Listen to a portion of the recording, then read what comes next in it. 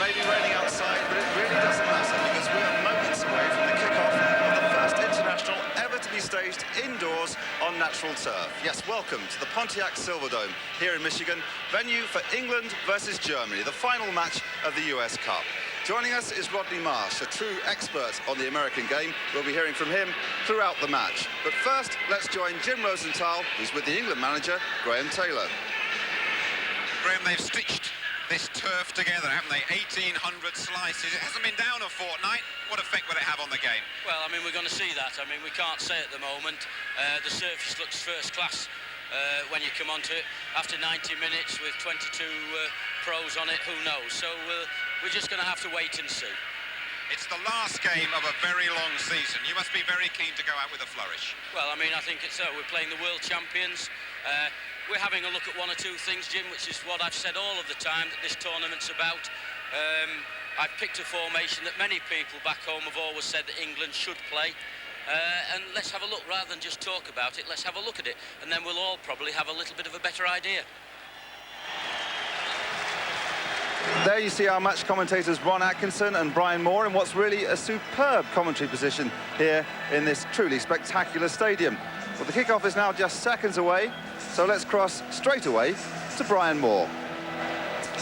Thank you, Matthew. Let me just give you the teams quickly. The England formation is experimental again. 3 central defenders, Barrett, Walker and Pallister. Sinton on the right, Sharp on the left, pushing forward as wing-backs, really. Clough, Platt and Ince in the midfield. Merson and Barnes are yet another new partnership up front. The West Germans much happier, really. They're much more settled. Manager Bertie Vogts says that they're really in the consolidating stage towards next year's World Cup. Helmer is given the job as sweeper today. Mateus, the skipper in the 1990 World Cup, is still there. What an inspirational leader he is in midfield. And the striking threat of Riedler and Klinsmann, well, you can be sure they'll be ever present. The referee today comes from Uruguay, Ernesto Filippo Cavani. In the England goal today, Nigel Martin, the third goalkeeper so far in this US 93. Crystal Palace man winning his third cap. Big Cornishman, let's hope he does well. And the man he'll be facing, Jurgen Klinsmann. Fantastic striker, plays for Monaco. A winner in the 1990 World Cup final, of course. 51 caps, 16 goals for his country. And the Germans in white. England have changed to red, just as they did, of course, back in 1966 on that famous occasion. This is Ziegler, one of the new men, the number 17 on the left side of midfield, Andreas Möller. The last match of a long, long season, and Germany need to win it to win the US Cup. A draw, and Brazil, they would take it on goal difference. For England, I suppose, the need is to produce a performance of skill and spirit that would rank alongside the 1-1 draw last weekend against Brazil in Washington to carry us over to next season and those vital World Cup games coming up. But at the moment it's Germany, but Nigel Clough knocking that one away. I'll have a word with Ron Atkinson in a moment about the team selection. In the meantime, Ziege picking up Effenberg, number 2. It's quite a narrow pitch, only 70 yards wide, and very tight to the crowd on both sides, of course. To Klinsmann, knocked forward to Riedler.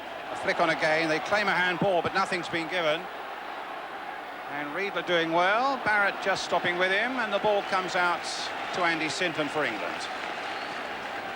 Forward to Clough, in a fair bit of space there in that midfield area, but he tried to get it back to Barrett, failed to do so. Ziege again.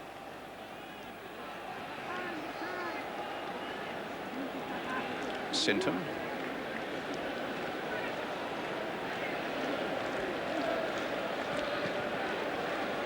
Something like a 60,000 crowd here in the Pontiac Silverdome. Although the upper terraces largely are empty, it's a wonderful stadium at a capacity of about 76,000.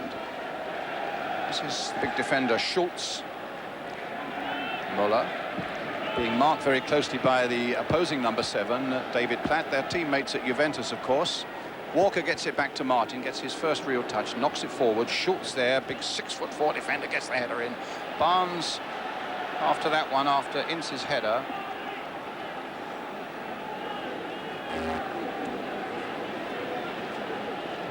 This amazing pitch, grown in California, brought here in April in great hexagonal pallets. Here's Klinsmann looking to get past Barrett. Both pretty quick, and Barrett, the speedier of the two there, does well and gets it away for England.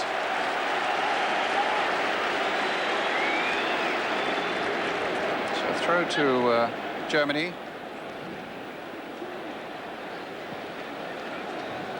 It'll be taken by the number 14, Michael Schultz of Borussia Dortmund.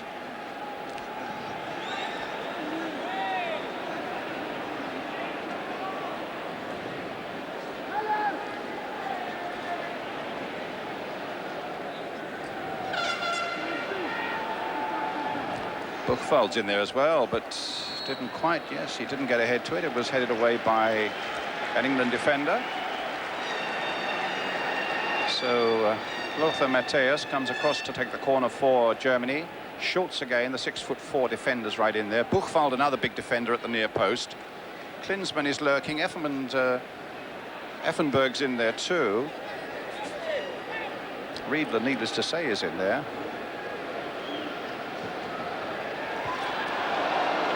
And it's a goal kick. German player's gone down. I think it's probably Schultz who's injured. While we look at that, Ron, early thoughts from you? Yes, I mean, we were just discussing before the game, weren't we, where how the three centre-backs were going to operate, whether we're going to have a definite sweeper and two markers. It seems very much as if Palace is going to play in the central position. We're not going to play with a libero or sweeper, and Earl Barrett will flank him on the right and Des Walker on the left-hand side, pushing Sinton and Lee Sharp in so-called wing-back positions. This is how Schultz got his injury. Clash of heads there. Yeah, I mean, the first little worry you would have on that, Brian, is once or twice, I mean, the Germans are cute. They'll know everything that's going on and how to play against sort of systems like that. And I think you'll see an awful lot of midfield runs from Lothar Matthäus and Andreas Moller down the side of Des Walker. I think they'll try and get Des Walker outside of his left foot, where you know, he's not the best left-footed kicker in the world. And I can see them trying to exploit that area a little bit. So goal kick for England. Schultz back on his feet again.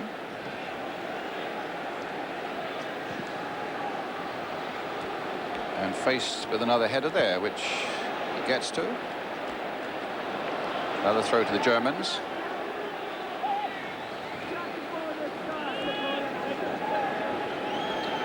When you're injured, the ball will always find you. It's back with Schultz again, and now with Buchwald. Up to Matthäus. Such a good, settled, confident look about the Germans always. This is Helmer, though, who's a new man in that sweeping position. Effenberg coming forward again. Defender who likes to get really into strong attacking positions. Half stopped there by the English defence. Pallister in the end getting the ball forward for England. Platt now, and the ball moving really smoothly and sweetly on this indoor surface of natural grass.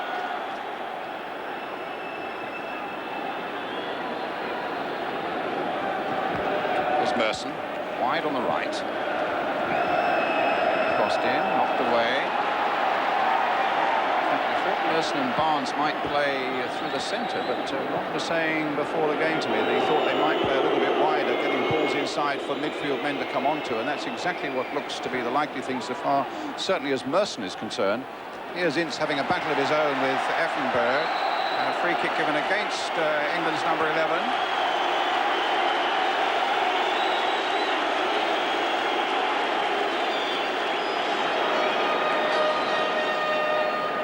Matthäus and Moller behind this. No Thomas Hessler in the German side today. He's still involved in Italy with Roma in the Italian Cup. Oh, a mistake there by two England players.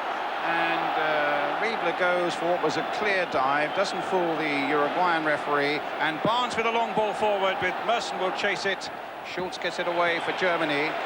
Hit high towards Moller. Barrett gets in there with the boot. And it just flicked off Andreas Moller, so it's a throw to England. Karl-Heinz Riedler of Lazio, a teammate of Paul Gascoigne's. Scored a hat-trick against the United States.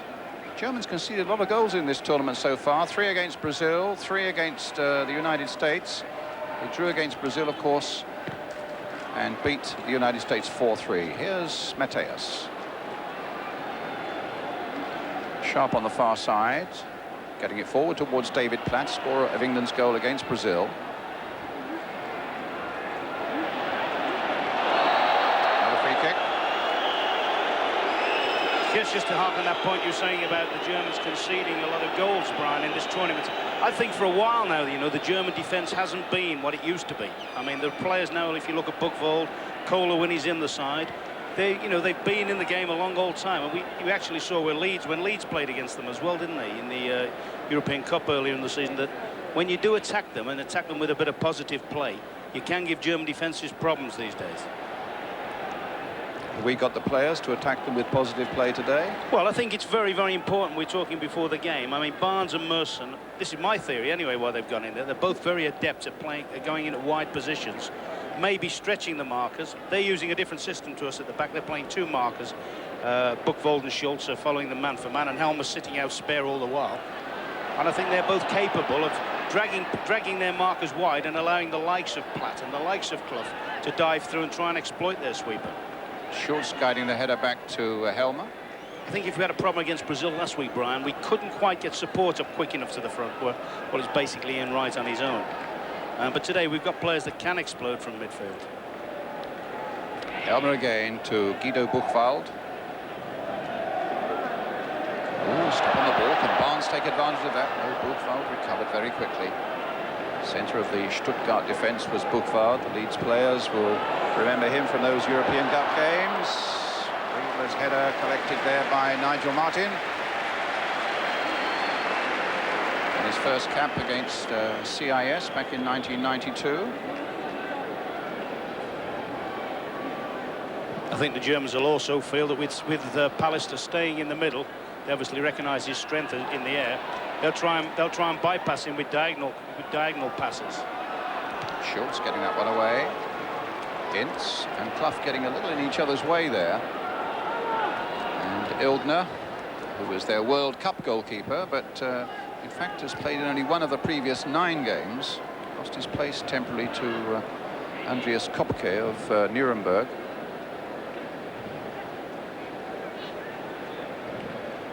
Coming up to 10 minutes gone, 0-0 if you've just joined us here in the Pontiac Silverdome just outside Detroit.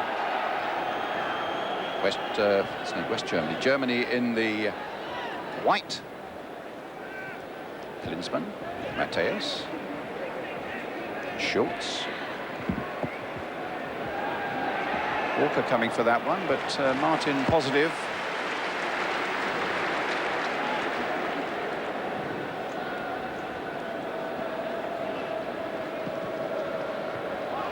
Up to Merson. Klinsmann, Mateus, Seeger. American fans here in their big numbers, as they've been for all of these US 93 games. Appreciative of this good, simple passing technique of the Germans at the moment. Getting it forward here to Effenberg. Flick with the outside of the boot to bring in Schultz. Seeger's gone down the left-hand side. Riedler's in there and Klinsmann's in there too. Des Walker's there for England, though. Comes out as far as Müller. Struntz on the far side. Müller again. Struntz might get on the end of this one. But there was an England defender there as well. Gary Pallister, I think it was, who just knocked that one away. Müller again. Long cross coming in towards Riedler. Good with his head! And just wide of the England goal. Or rather, Riedler so good in the air. He's not the biggest of men. At 5'10" is Karl-Heinz Riedler, but got up so well and was allowed a certain amount of space as well. Ron? Yeah, well, this is exactly the ball I'm thinking of. They're over-hitting the centre. They're missing Pallister out. Riedler's done brilliantly. He's done that twice already, where he's pulled on Earl Barrett's shoulder. And, I mean, he's very, very close to a goal there. I don't think he actually went for goal here. I think he's probably just trying to keep the ball in the danger area. But that is something, I mean, the German front players have always been good at. Volo was excellent at it. Walker to Barnes. Sharp. towards Paul Ince.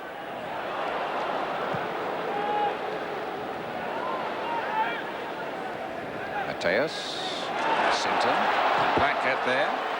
Barrett has to do a quick turnabout.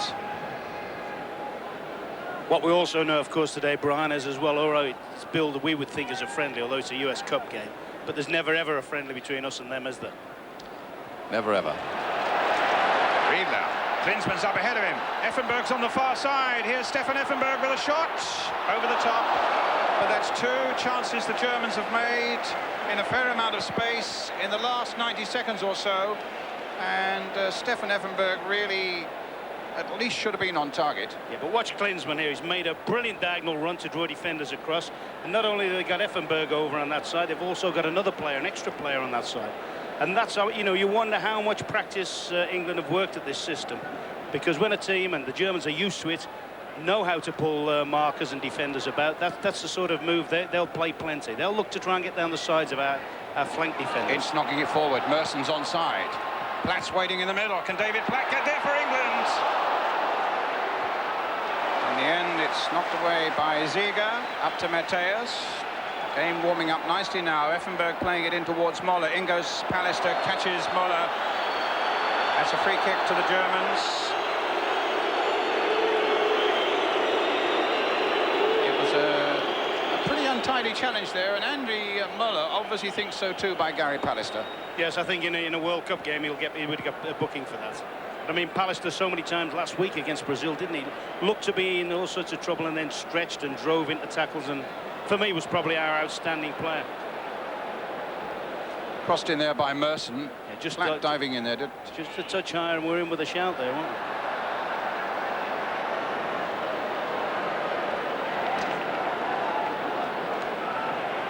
But to make the system really work, you know, front, Brian, Barnes and Merson have got to do a similar sort of thing. Merson actually there is pulled off for a diagonal ball, but they've got to show plenty of movement to pull the German defenders about. Ziege for Germany. Just a little touch there for Helmer. They missed Olaf Thon, who's injured. He's normally the sweeper for them. They tried Buchwald against the United States, and they felt, I think, that Buchwald wasn't quite mobile enough, and so Helmer's got the job, the number 3 today. There's Buchwald on the ball now. Strunz, another Stuttgart player on the far side, played against Leeds in those European Cup games. Here's Helmer. Mateus, Effenberg. Challenge came in there from Walker. Quarter of an hour gone. England 0, Germany 0.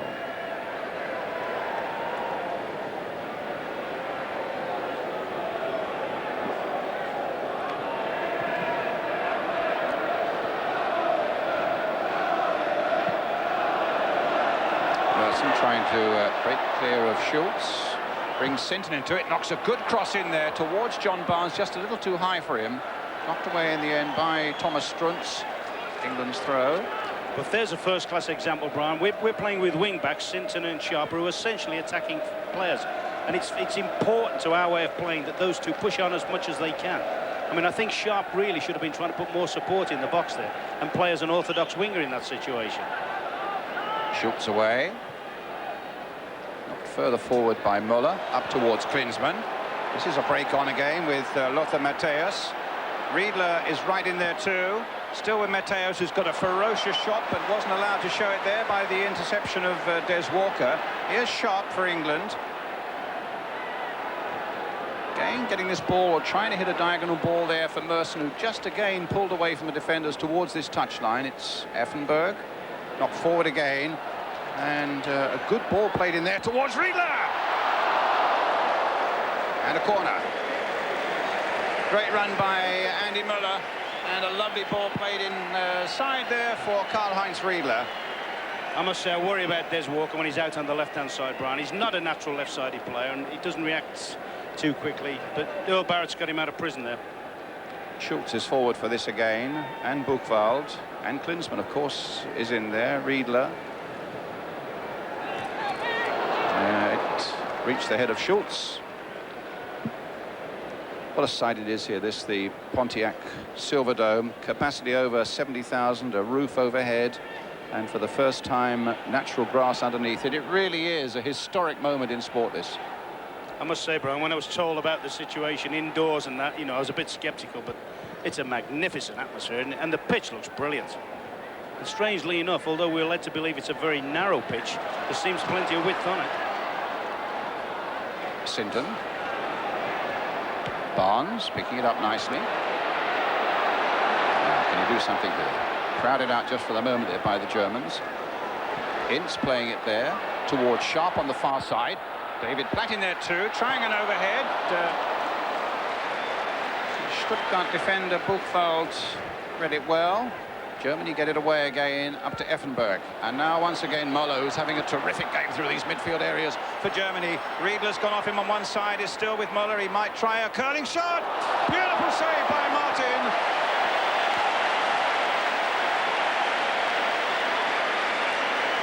But great attacking by the Germans, super counter-attacking there. It was great to watch Riedler's movement, wasn't he? Made 2 runs there. He pulled Earl Barrett to the left-hand side of defence, realised he wasn't going to get the ball off Muller, then pulled him back across the other side. Platt now to Sinton. See, this is where we need movement now from our front players. Merson trying to provide it, but he was followed faithfully towards that touchline by Big Schultz. Merson again. Schultz getting it away. Earl Barrett, plenty of time. Look around to see what options are open for him. Plays it safe here for Palace, who had a super game against Brazil last weekend. Earl Barrett knocking it forward again. I think in those areas, Earl's got to learn to make it go into the centre of midfield. He needs people, either David Platt, Clough or Paul Ince, pulling out and demanding the ball in those central midfield areas. Mateus. Effenberg. Chases on again. It's Strutz on the far side. And a goal kick. And Muller, who had Riedler running off him, tried the little curler himself. Good work by Martin. Yeah, nice one for him, to be fair. Hadn't quite got the venom in it that well, you remember Alan Shearer putting 2 past him in the first game of last season with an ounce of venom. That really was a nice one for him.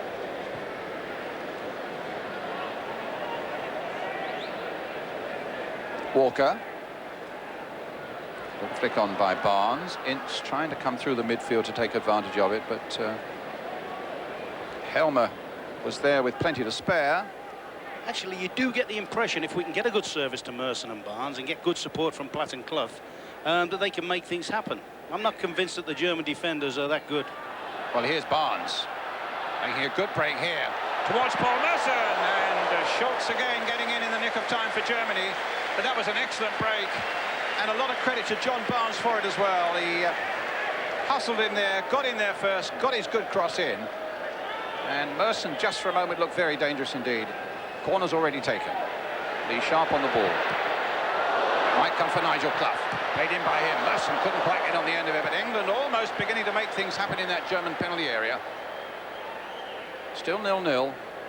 Effenberg now to Muller. Stefan Effenberg plays in Florence for Fiorentina. Oh, Pallister. Oh, twice I thought he'd lost that. Very nearly did. I think Des Walker, was it Des Walker? No, it's Paul Ince got caught there. David Platt. Andy Sinton. Nigel Clough, might be something on here for him. Claims a foul. The Uruguayan referee not interested in that. Mateus for Germany. He's been their captain since 1988 as Mateus. I think sure, Brian, they don't fancy being attacked, you know. They're very, very pedestrian at the back, and they're not happy when people run at them with the ball. I was wondering on that last opportunity, you know, when Barnsley went down the left-hand side, whether Paul Merson had a chance of launching himself in front of the defender. Well, here's Barnes again. Merson's up there too. Platt's up alongside him also. John Barnes with the shots. Charged down by Muller. Clough keeps it going. Ince now playing it wide for Sinton. Barrett's going to go outside him. A lot of activity in that German box, but pass wasn't quite good enough for Merson. It certainly suits us better, doesn't it, when we take the ball by the horns and sort of drive forward. Obviously, we've got to be a little bit careful because they're brilliant at counter-attacking, but certainly the worst part of their side is defensively, and if we can get them under some sort of pressure there, there could be something in it for us. Ziga, who injured his arm, his finger, it's his little finger, I think, a knuckle on his little finger in the game against Brazil. That's why he's wearing a plaster on that left arm of his. Struntz, Buchwald, Helmer.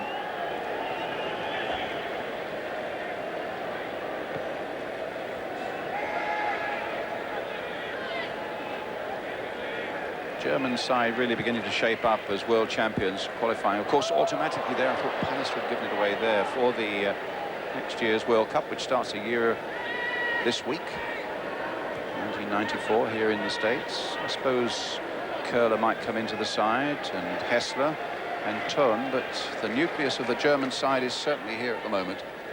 And they'll be back here defending their title in 12 months' time. Here's Barnes.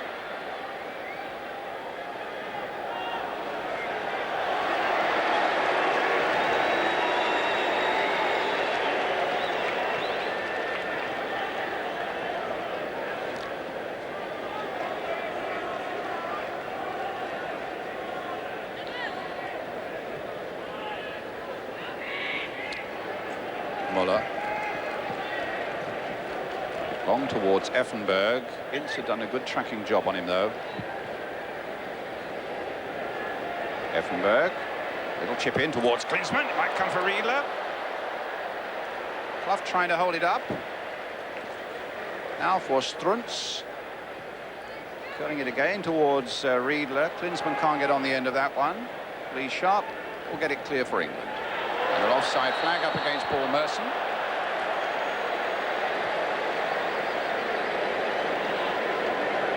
It was a good idea, though, Brown, wasn't it? Merson spun his run brilliantly.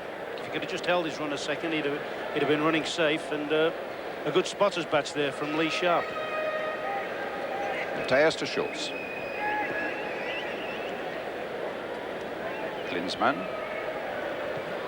Stopped by Platt. Barnes into Platt. 25 minutes gone, 0-0. Nigel Clough. Merson now away on the far side. He gets to Platt, and just over the German crossbar from David Platt. The little jump at the end of his run there showed that he was annoyed with himself because he'd worked a wonderful position and a good cross in and a clear header. It was a much more difficult header that he scored with against Brazil, but yes, I mean, but this is David Platt at his best. Forget the finish. I'm not talking about the finish. The timing of the run from midfield. I'd like to see him doing that an awful lot more against these, because I think he can exploit the sweeper. He's just got too much on it, actually. I think they were looking for a bit of an offside on Platt as well, but he timed his run brilliantly there. And as you say, the thing is usually excellent, that he hasn't done. Here's Mateus. The little chip for him. It's Effenberg. He's released here. Stefan Effenberg with a shot. And Germany score. Effenberg, the scorer. 26 minutes gone. And England just a moment ago so close to being ahead. Find Nigel Martin beaten by Effenberg, and Germany are a goal ahead. Yeah, but he's been threatening this all match, Effenberg. He's been running down that right-hand gully all game. Great chip in from Mateus, and Nigel Martin a little bit unfortunate here. And Effenberg really gets the better of Pallister there as well, doesn't he? Yeah, he's turned inside him, but he's been threatening that space for most of the game, just running down that little inside Lovely right chip gully. there. But that's delightful, and it's made by his movement off the ball. I got a feeling there that the turf might have played a bit of havoc with Pallister. He seemed as if he had problems pulling up, concerning, but full marks there. You know, that's Germany, isn't it? Just when we should have been leading, they've taken the lead, but.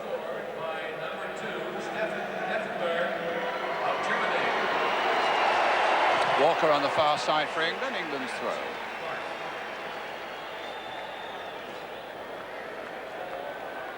Lee Sharp will take it.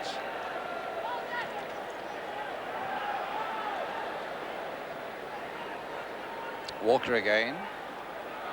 Sharp again. Challenged by Struntz. He might even have got a nasty little bit of boot in the face there. But it's England's free kick. Now this is where we need an equaliser. Pallister's up there, having quite a battle off the ball with Struntz. You can probably see it at the bottom of your picture there. Tough curling one in, And Bodo Illgner taking no chances there. A good fist away. Quite a bit of distance on it. England's throw with Sinton. Andy Sinton again. That's a free kick. Foul by Muller. That's the sort of area, though, I want to see our wing-backs operating, Brian. Both Sharp and Sinton carrying the fight and trying to get behind the back of their defence. So Bodo Illgner lining up the two-man wall. England with plenty in there, but also Guido Buchwald putting it behind for the corners. You can see from the flags around the surrounds, plenty of England supporters here today. About 2,000 of them, actually. A lot of them from Canada. Flick in by Sinton, almost getting it through to Platt. Buchwald's clearance. And Walker gets it back. Not easy for Martin. Klinsmann's after him. Love to see players challenged like that when the ball goes bouncing back to a goalkeeper. There's always a percentage chance that something will happen for you, and Klinsmann obviously has collected 1 or 2 goals in the last season that way. Once he starts going with those long legs, though, he just devours the ground, doesn't he, Klinsmann? Helmer to Effenberg. Just wondering how much the new grass had to play with Pallister. The ball seemed just to stand up, didn't it, when Mateus chipped it? Just seemed to stand up from, I think, Pallister thought it was going to run on further and could get a challenge on, and he just seemed to die and stand back on it. Mateus. Seeger. there's his shot. But you were saying, Ron, there's so much movement. I mean, Mateus, you pick him up here, there and everywhere. Effenberg's the same. I mean, they are devouring so much ground, aren't they? There's I think Seeger obviously in a bit of trouble. I think from the halfway line forward, they're great to watch. The movement, the passing, diagonal runs from the front people. You know, and that's something where if they are better than us, that's where they're better than us, in their movement in creative positions. We tend to play and be a bit static, whereas they as soon as they play, they're straight off on another run. That was why David Platt's run there was so important, wasn't it? That's one of the few times yet that we've burst from midfield and got ahead of the ball. Schultz, well, that might offer something for Merson. Oh, a fabulous shot and a fabulous save. Merson caught that superbly on the volley. I thought for one lovely moment it was going to dip just in under that German crossbar, but up came Illgner. From here, Brian, I'd have put my mortgage on it. We're right behind that, and it looked ill. That's a great save from Illgner, because it looked as if it was past him. England's corner. Clough throwing it in again. That's an easier one for Bodo Illgner, and the little throw out, trying to release Effenberg. But Sharp had got back there quickly for England. Here's Ince. Effenberg has stayed down. The game goes on. There's Walker on the far side. Ince Gets it back again from Barnes to Ince. And it's a goal by Platt. And it's 1-1.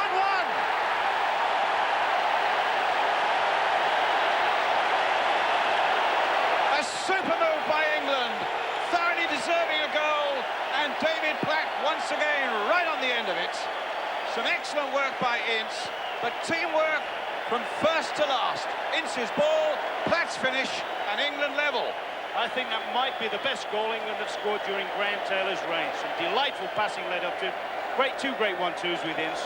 And here he just measures the ball across the face of the goal. And David Platt doing and atoning for what he should have done earlier, but doing what is the best in the England team at, arriving in the box. Absolutely ripped the German defence apart. A wonderful goal for England. And 1-1 here in the Pontiac Silverdome.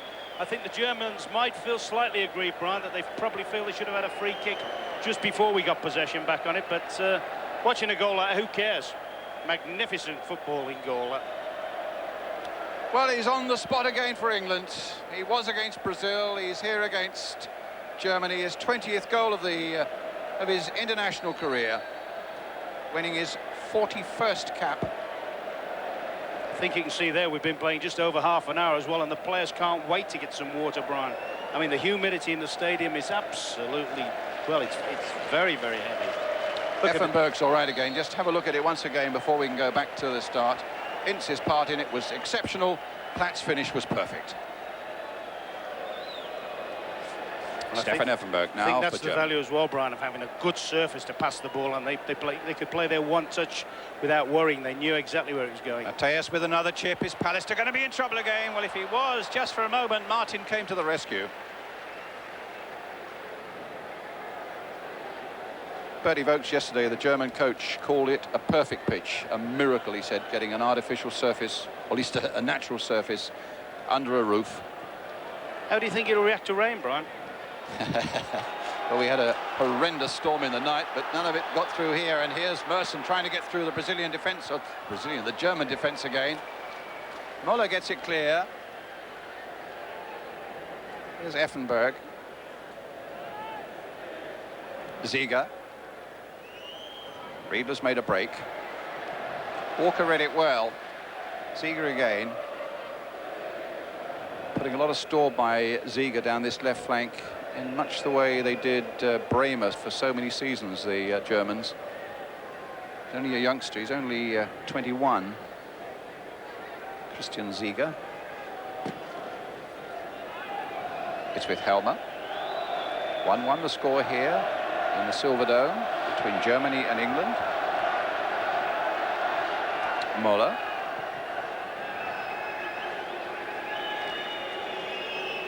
Schultz. A little bit of nudging there by Sharp on Mateus. Mateus remonstrating with the linesman. One of the linesmen comes from Uruguay, the other from Argentina, but neither of them wanted to have anything to do with Mr. Mateus. And here's Mateus again. Towards Klinsmann. Riedler. Barrett holding him up. Supported there by Sinton. Some space here for Ziege. Cross coming in once again. Pallister got that away. Effenberg shot way off the target.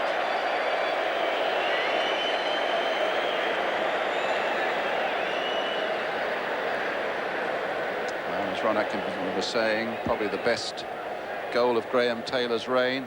Him in the spectacles there. Laurie McMenemy alongside him. Just here in America, he missed the opening couple of games with a very successful under-21 side. Congratulations to them in Toulon, winning that tournament there.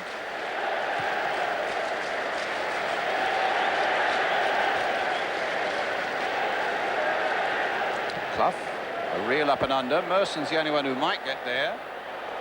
Called for some good control, which he provided. Finds Sinton with it. Now Platt. A chip in stopped by Schultz. Sinton again. Merson. Sinton's gone down. Platt stays up. Schultz gets it away. Pallister backpedaling. It's a real test for him facing Riedler. Now Martin coming out of his goal again to stop Klinsmann. Sinton wearily getting to his feet. Ziege. Moller.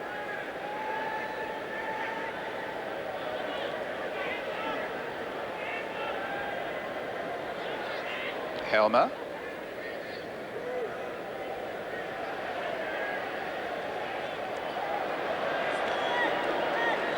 Just tell you a bit more about the grass here. As I say, it was grown in California, transported here in April, and placed in 2,000 hexagonal metal pallets and fitted almost like a giant jigsaw. It was first in the car park and then brought out into the stadium here only a couple of weeks ago.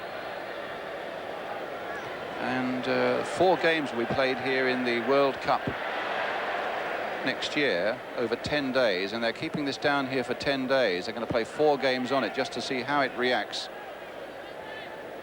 But if I can do my Gardener's World bit, the grass here is 85% Kentucky bluegrass and 15% perennial ryegrass. And as they say, it looks like the perfect pitch.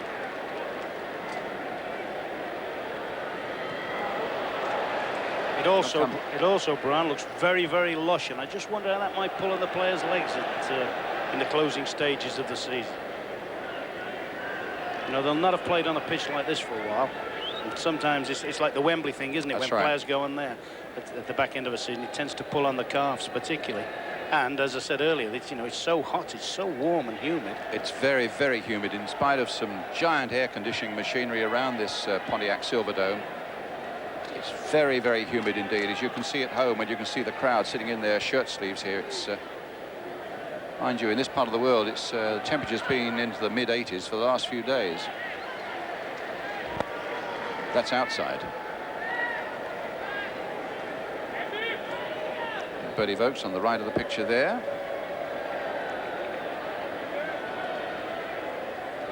It's the German coach. Here's Nigel Clough, little ball forward, trying to release David Platt again. Helmer, the sweeper's gone with him, and it's an England corner. Well, that's the important thing with the system, though, Brian. It does give David Platt the advantage to break forward without having worried too much about defensive responsibilities. In fact, the system can't really work unless he, and to a lesser extent Nigel Clough, are doing that. Coming up to 2:45 in the afternoon here in Detroit, just outside Detroit. Here's the corner for England. Pallister with the header. An overhead game by David Platt. Seems to be in everywhere. Good skipper. It's also been a very creditable England performance, considering that it's supposed to be an experimental system, and you wonder how much time and practice they've put into it. The home of the Detroit Lions, the American football team. As you can see, the helmets around the stadium here. They only play about 8 to 10 games, I gather, a season here, and then there are pop concerts and all sorts of other exhibitions in this Silverdome. Here's Muller. Effenberg on the break again. Ince has gone with him this time. Pulled away nicely there, Paul Ince, and Sharp was available for him. Down the line, it's a throw to Germany. 6 minutes to half-time. Just watching Effenberg there, he did it for the goal. He's made another run there that, as you so rightly said, Paul Ince has done well to track and see off. But he looks decidedly happier in the midfield area when he's running forward.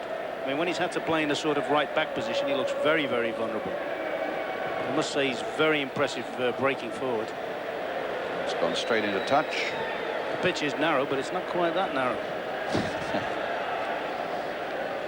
70 yards, that's a bit narrower than most of the pitches at home, Ron, is it? Yeah, we were just saying, from a width point of view, probably the Arsenal's, we think, is about 72 or something like that. But I must say, it doesn't look narrow. Sometimes you get pitches, certain games where, particularly when the crowd's on top of you, and they are here, where, it gives the impression of being not so wide. But this looks plenty of space on it.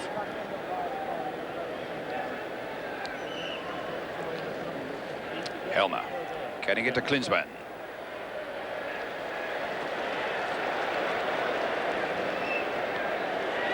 Here's Barnes.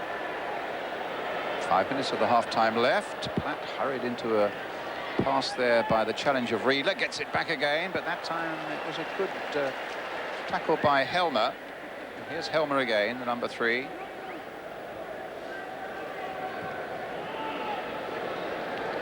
Ziege chasing Martin's ball. Sinton gets it forward. Schultz anticipated that well. Well, England claiming offside. The linesman was very late putting his flag up. Everybody looked at the referee. The referee then looked at the linesman and eventually he put his flag up. I think that might be a bit of a relief to Gary Pallister, I think it would, because Gary had clearly thought it was offside and was prepared just to take a free kick. Here's Paul Ince.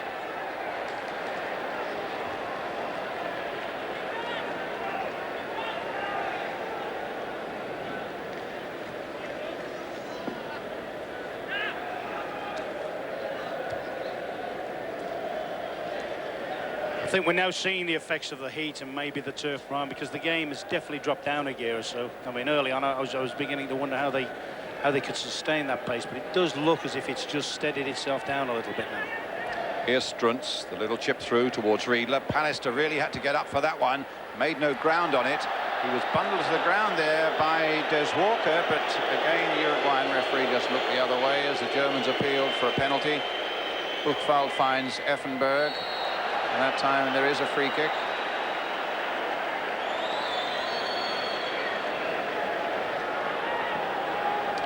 Was there any thought of a penalty, do you think, Ron? Well, I mean, the first suspicion is there's Gary Pallister. He's struggling like anything to get off his legs, and no, definitely not. But I mean, we've got this German thing, haven't we, where anybody hits the deck, you tend to wonder, you know, that may work against them in many ways. And they've developed this reputation over the years, particularly the man up front alongside him, Jürgen Klinsmann, who, whatever else, is an excellent player, but has developed this sort of actor reputation. Bertie Vogts, 46-year-old manager. 96 caps he won as a fullback for Germany.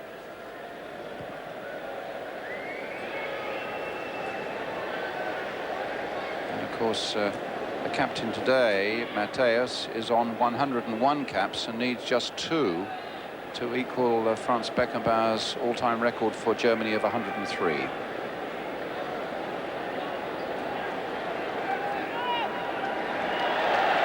I think you have to say if they can find some top defenders by this time next year. I mean, I don't know whether Kohler, you know, gives them that bit extra, Brian, but if they can, I mean, when you think of Thomas Hessler and people like that. Yeah, they like Tone, don't they? Olaf Tone. They like him as a last man. And Köhler, the Juventus defender, has gone home because he's injured. I mean, he's a class act as well. I think they've got him about there, Ron, haven't they? Schultz. In the end, it was Helmer. Clough bursting on the scene. They really are stifling conditions out there now. It reminds me actually of the last time England have beaten Germany was way back in 1985, also in stifling conditions, but quite different, in a pre-World Cup tournament the year before the 86 World Cup. That was in Mexico. It's the last time England have beaten the Germans. More recently, of course, there was that penalty shootout in the World Cup semi-final, and they also won 1-0 at Wembley, Graham Taylor's first defeat. Riedler the scorer that night. Now, free kick. Barnes with it.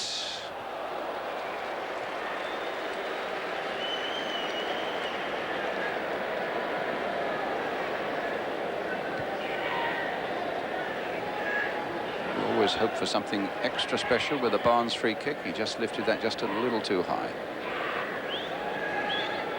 Moller.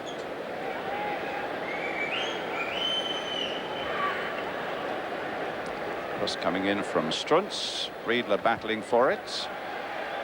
The Aston Villa fullback Earl Barrett getting it away. Sinton playing it into Platt and almost playing it into trouble too.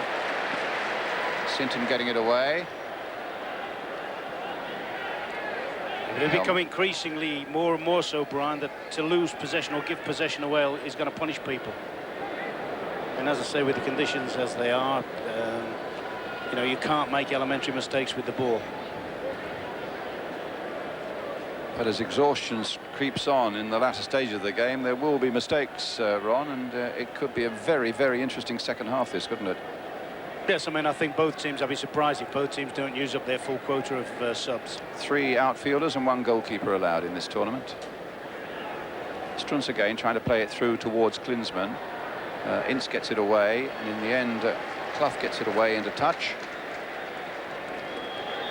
I must say, I'd like to have seen Paul Merson perhaps get a little bit more ball possession on this right-hand side, Brian. It's given me the impression that he's got the beating of, particularly of this left-hand side defender, of Schultz. He looks a bit unsteady as a defender when people run at him with the ball. And Merson looks as if he's got the ability today to exploit that. Effenberg. Just flicking it out towards Strunz. Knocked in quickly there. Pallister beating Riedler in the air. Walker just ducking in with the header. Sharp playing a little ball there for Clough, who didn't have a chance really of picking that one up. Effenberg. It's easy for Pallister, but then he hits it straight at Paul Ince. Chip in again by Matthäus. Strunz on the far side again for Germany. Matthäus again coaxing his men forward with that little chip. Strunz getting it in, and it came awfully sharp for the corner. We played about a minute and a half of time added on, so this is right on the interval now. Schultz is there, number 14. Buchwald, number 6. Klinsmann in there too. Effenberg's in there. Riedler, needless to say. So England needing to defend right on half-time here. Curling away there towards Riedler. Walker got his head to it. Chipped in again there, and a good header by Pallister. Klinsmann was just behind him then, and another test for them. And that time it was Buchwald, but he didn't really get a firm header on it. Effenberg still battling. It's another free kick as Effenberg went down. He wanted to take it quickly and got nowhere with it. So, except that the ball was moving, and Earl Barrett has to come back. Yeah, I think we're very, very reliant on Pallister in these situations. I mean, I think we're a comparatively small side today, England, and the Germans do have that aerial threat. I mean, when they load all those big defenders up to sort of reinforce Riedler and Klinsmann. Well, they're in there again. Schultz at 6'4" is going to be a major problem. Buchwald's another 6-footer up from the back. But knocked away. The half-time whistle goes. And a very interesting first half indeed, with Germany going ahead after 26 minutes with Stefan Effenberg, who'd had a really excellent first half. But what a wonderful goal for England. The equaliser with Paulins playing a big part in it, and finally finished off by David Platt. The story then here in the Pontiac Silverdome at half-time is England 1, Germany 1.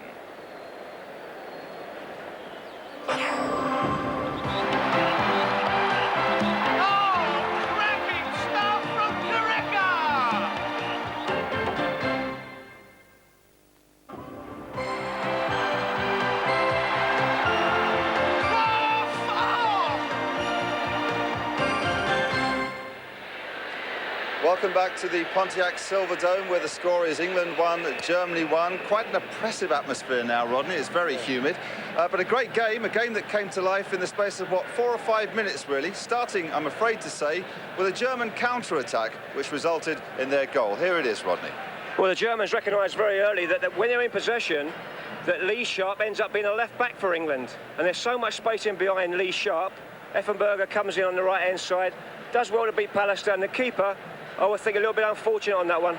Would you criticise Pallister for his role in that goal? No, I agree with what the lad said in the booth, that the field seemed to hold the ball up a little bit and he overran it, and all credit to Effenberg because he turned the ball inside and scored.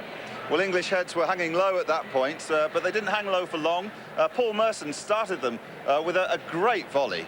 Yeah, this came out of the clear blue sky. It was a hopeful ball forward. German left back just puts it up in the air anywhere, and it comes to Merson, who hits a tremendous right foot volley, and the goalkeeper makes a world-class save to keep it out. I think Mercer's done quite well, actually. Well, within seconds, David Platt scored a goal that Ron Atkinson said was the best he'd seen under Graham Taylor's reign.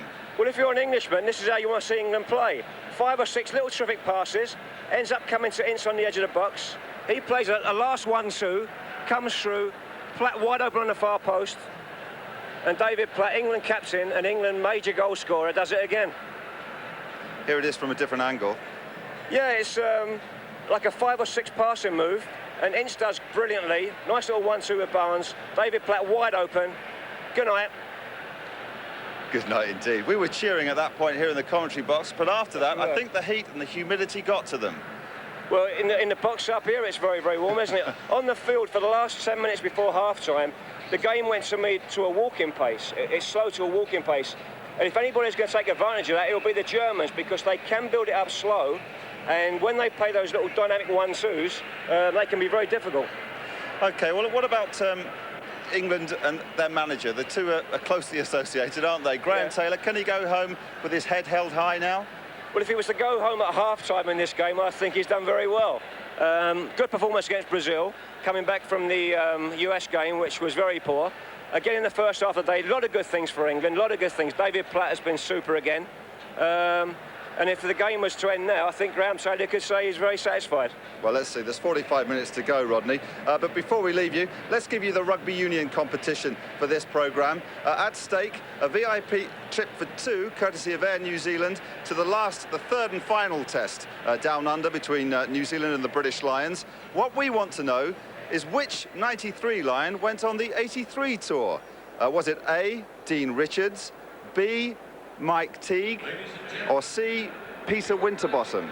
The number is 0891 33 55 00. Good luck with that one. That's about it from us for now. Coming up, well, you know what's next, don't you? The second half of England versus Germany. Stay with us.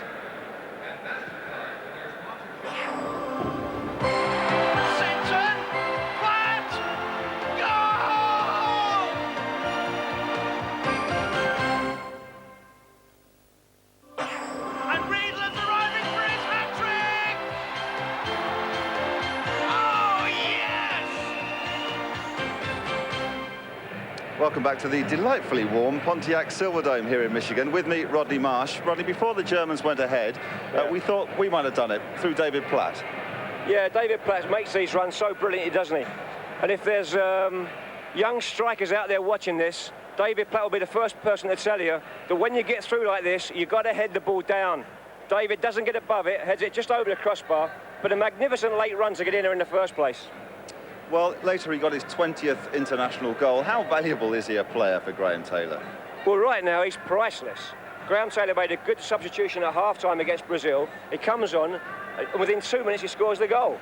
Again today, I mean, he's come through again with flying colours, and right now David Platt must be priceless for England. Any other player that you'd pick out as having played particularly well over the first 45 minutes? Well, personally, I think that Riedler and Klinsmann up front for Germany are a real handful. And I'm surprised that Walker and Pallister have really kept them down to only a couple of chances. With the heat the way it is in here, I'm not sure I'm going to last the next 30 seconds. What about these boys with 45 minutes ahead? Well, as we said just now, they started to play at a walking pace, and the Germans are very good at playing and playing and playing at a walking pace and suddenly exploding. I think you'll see much more of that in the second half. Well, I'm fairly confident, anyway, after having seen them play so well against Brazil and seen them do so well over the first half here, that we might be in for a proper result today. I would love to think that England could come out in the second half, take it to the Germans and get a great result. But having said that, the Germans have been so good on the counter-attack tonight that you've got to watch out for that. OK, then. Let's cross now to your match commentators, Ron Atkinson and Brian Moore. Thank you, Matthew. Teams back out. First, we have to scan to see what substitutions are going to be made, because quite clearly there will be some. There's a whole clutch of substitutes, and there's Graham Taylor in the midst of them. Let's just have a... Winterburn's on, Brian. Nigel Winterburn's on for a start. The number 20. Now, whether he's on for Lee Sharp. I think that looks to be the only one. Scanning quickly through those red shirts. Nigel Winterburn, it'll be his first game on this tour. Only two other players who've not yet had a start are Teddy Sheringham and Martin Keown.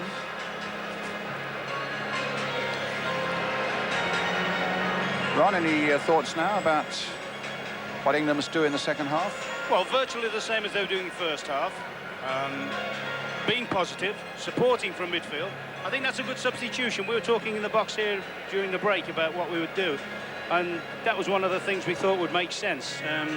I think Lee Sharp's far more effective as a basic left-sided, like a winger, an old-fashioned winger, if you like, attacking their fullback. I think it's a big ordeal to ask him to go and be a defensive player. Winterburn plays this way for Arsenal anyway. You know, he drives on with sometimes with the insurance of a third centre-back, so he shouldn't have too many problems, unless, of course, England are going to now revert to a basic flat-back four. I mean, that's a possibility. Well, we need to have a look at that. What we do know at the moment is that the Germans look as though they are starting the second half with the 11 that finished the first. Nigel Martin, one excellent save early on. It raised his confidence, no doubt. Just actually gone to acknowledge that Nigel Winterburn, the substitution has been made.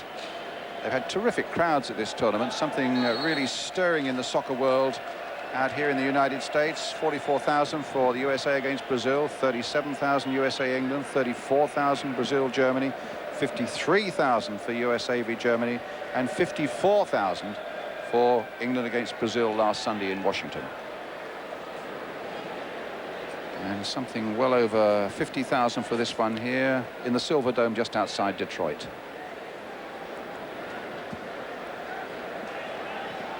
Mateus, the Germans in fact leaving America in a matter of 2 or 3 hours after the end of this game. They have a flight out of Detroit that gets them back into Frankfurt in time for breakfast tomorrow morning. Here's Strunz. But Walker, and here's Nigel Winterburn, the Arsenal left-back. Knocking it forward, a good simple pass there for Barnes. Tries it again. Readjustment, this time picks in Clough. Barnes again, trying to hit a ball through for Merson, and also for Clough in there. Buchwald for Germany, gets it away up towards Effenberg. Barnes again with a header, finding Paul Merson with it. Merson in turn finding Paul Ince. Ince from long range maybe. He's got to find a yard first. He finds that yard and is pushed away well again by Bodo Illner. A ferocious shot there from the England midfield man. Yes, good positive play. He's looking here actually for an outlet. He's looking to pass this off, realises he's not got one and says, I'll go myself. And as you say, Illner's made a very, very good block on that. So corner for England. It's with Barnes. It's with Sinton, and down at the post again goes Illner. You were saying at half-time you thought actually England were playing better today indeed than they did against Brazil, Ron. Yes, because we're far more an attacking force today. We've had periods of the game where we're more in control of it. I mean, it was very dogged, wasn't it, against Brazil, and fighting spirit and hanging on and sticking a foot in and chasing. Today we've played with a lot of control and a lot of composure. I was surprised actually when Graham Taylor was saying before the start to Jim Rosenthal that he'd picked a formation that everybody at home said he should play. I mean, I was totally unaware of that. I shook my head and couldn't believe that, but in fact it's a combination that is beginning to work here for them. Yes, I think there's been a lot of talk, hasn't there, been playing with a third man at the back and so forth. I think people just hang titles. At the end of the day, it's all about players playing well, whatever system you're playing. Strunz. Mateus. Effenberg. Clough gets it away, but only as far as Ziga. Barrett quickly holding off Klinsmann. And a foul by Jürgen Klinsmann, a free kick to England. Yeah, but that's a good example of front play, isn't it, by Klinsmann? I mean, he's done everything in the game. He's won all the major honours, World Cups and so forth. And he's still proved at this time of his career, in this sort of competition, he's prepared to chase distances and pressurise defenders. And I would think your full-back from Aston Villa, Earl Barrett's learning a thing or two on this tournament. Yes, brilliant for him. Brilliant for him. I mean, he couldn't have had two harder games to come in for, could he? Brazil and this, different sort of problems. Played in a slightly different position in each. And, you know, he's a good learner. He will learn from that. Mateus spreading it wide for Strunz. And now to Buchwald.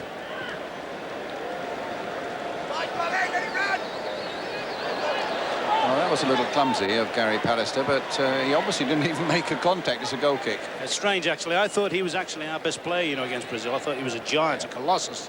I think today he's the one that's looked a bit at sorts with the system.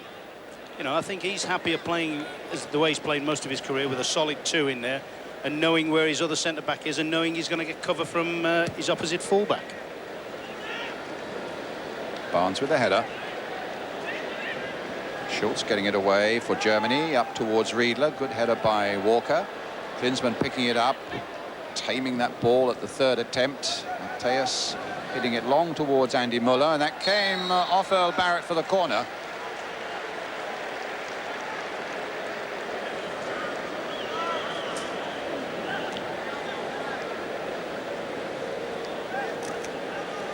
Mateus with that corner. Fairly subdued, low-key start to the second half. Germans now looking to up it a little bit. Effenberg's in there, Buchwald again. Schultz is in there as well.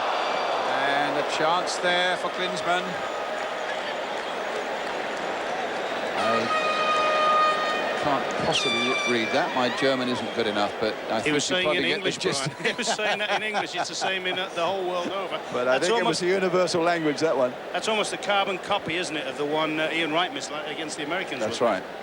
That's right. But what is a bit concerning is the number of times, I would guess in the last 2 years, we've had problems, England as a team, from corners. I mean, it's not a situation we would normally worry about, a corner, but... Well, we certainly did have against America, didn't we? Effenberg. Ince shrugged him off, but did so illegally. I think he feels Platz sort of obstructed Effenberg when Ince did the finishing up job on him there. He's revelled in the conditions on this trip, hasn't he? Ince has had a good trip. You know, and you just wonder whether, you know, he had a problem last week coming off with that calf strain. Well, nothing's going to test his calf more than this pitch. Mateus hitting it long. Ziege on the far side. Riedler will pick it up for him. No, there was a handball by Ziege. I just wonder as well, we talked about the threat of Effenberg running through the sort of the inside right goal, and what he's tending to do, he's tending to run Nigel Clough back in there now. With all due respect to Nigel Clough, he's not at his most effective having to go into defensive areas. And I just wonder whether Winterburn, being a natural defender, would be better to pick him off and let Clough stay outfield a little bit. Helmer up to Klinsmann, coming deep to collect, going past Clough. A flick wide for Moller to chase. Strunz in for Effenberg. Knocking it wide again for Ziege. This is Matthäus. Strunz.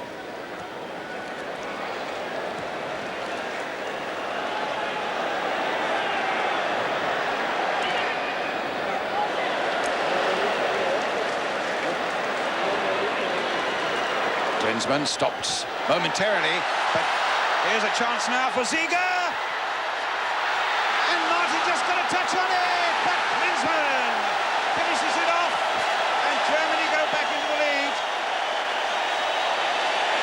Nigel Martin just got a hand to that shot of Ziege's, and for a moment it looked as though England was safe, but that vulture of vultures, Klinsmann, was in there, and it became a formality. Just got a touch there. But here's Klinsmann arriving, and Germany go 2-1 ahead. Yes, I mean, look, that's where we're in trouble. John Barnes' pass, I think, got cut off, because we're in trouble because brilliant save from Nigel Martin. They probably think he's just done enough, but Klinsmann, as you say, a natural predator. Where we had a problem there, Brian, when the ball was originally played upfield to Barnes, Earl Barrett had made the longest run across field, and he was virtually behind the German right-back area.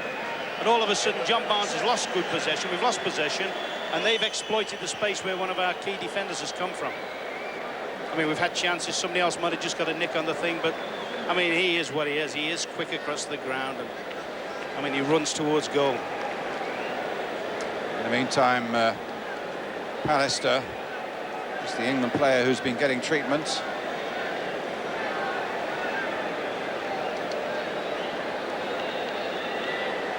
Getting some treatment there from Fred Street.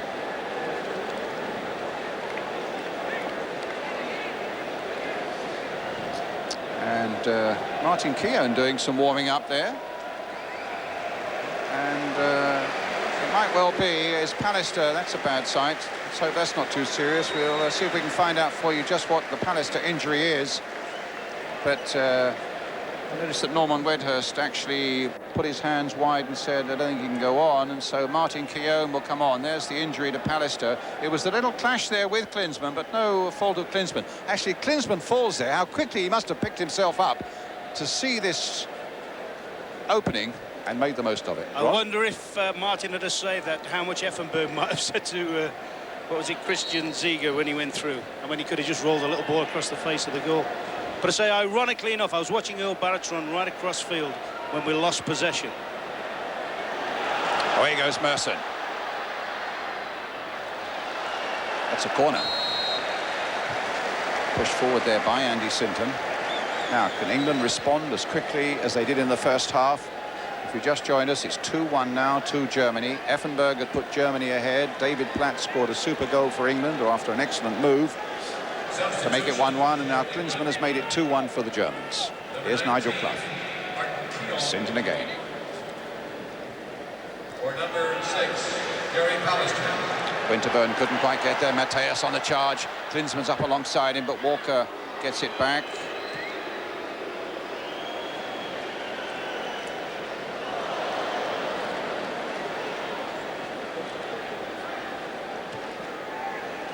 Walker gets it forward.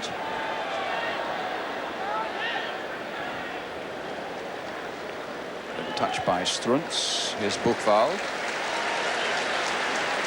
Hit long again. Strunz is chasing this. Keown gets his first real touch. Tries to jockey the ball over the line, but Strunz is having none of that. And in the end, Keown concedes the corner.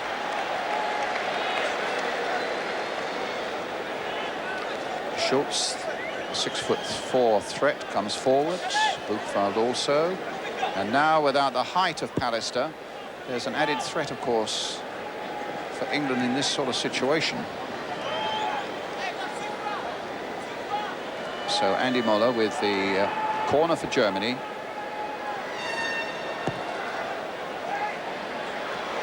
Well, they went a long way. Klinsmann tried to turn it in again. Riedler's there with him.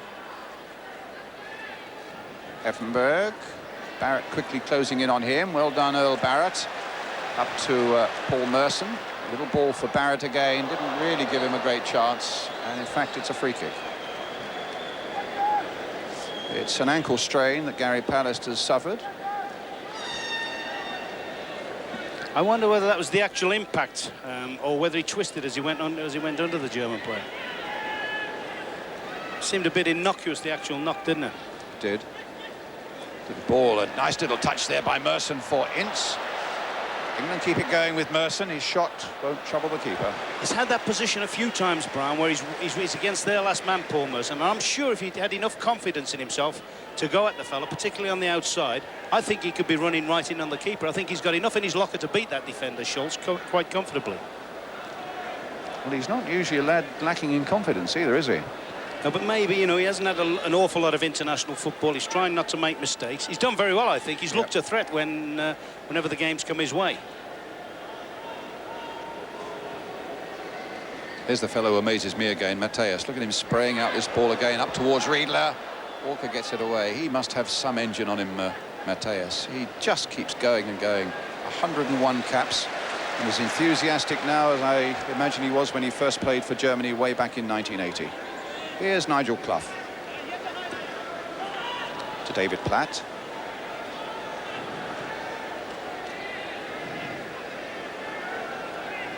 Barrett. No foul on Merson. And somehow the Germans get it away. Some real pinball stuff there as Muller plays it inside now for Klinsmann. Will he try a long-range shot? Ince got back at him. And then the header from Winterburn. And then the challenge from Clough. And finally the throw for Germany. I just think at the moment, Brian, the problems we're having a few problems behind our midfield. Very often Mateus sneaks in there, Effenberg sneaks in there. I wonder whether for the latter part of the game we'd be as well to withdraw one of our midfield players and go in, bring an attacking player and go more to a 4-4-2. Seeger charging. Keown intercepting. Clough just ladling it forward for John Barnes. Merson's gone on a very interesting run to this side of the field with a lot of effort and a bit of pace to it as well. Finds Winterburn, his Arsenal teammate, inside now for Nigel Clough. Ince back again for Clough. Clough tried to get it wide there. The idea was a good one to find Andy Sinton on the far side. Clough looking to get it back again from Effenberg, but Effenberg just shrugs him off. Clough comes back again, does well. Gets it back to Martin.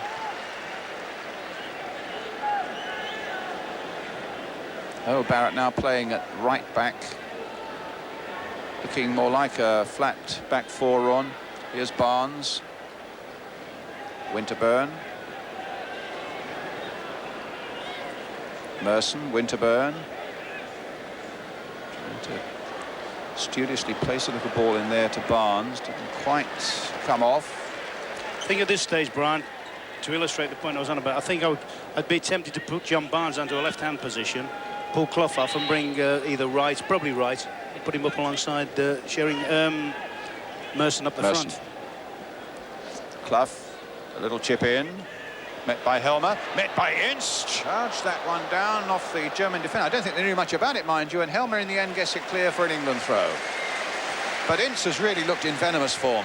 He's got through so much work, not in the same street really as Mateus, who's really excelled here, but he's got through a lot of work, Ince, and also he's fired in one or two very, very useful shots, just as Winterburn is doing here, but it's high and over. Goal kick. Oh, Nigel Winterburn. John Barnes was absolutely unmarked on the far post, without a shadow of doubt of being offside. One of the German players was just on the field, and I think Barnes wasn't too happy about Winterburn flying that one. It's with Helmer. Just past the quarter of an hour mark of the second half. England 1, Germany 2. Here in the Silverdome just outside Detroit. And a victory, of course, will give the Germans the US Cup in '93.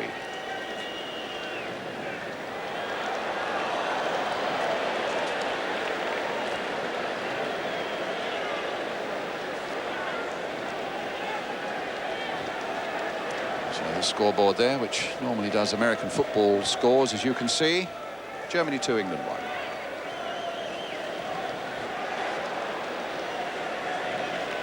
Barrett. Sinton. Little touch for Barnes. Sinton really dumped to the ground there by Ziege.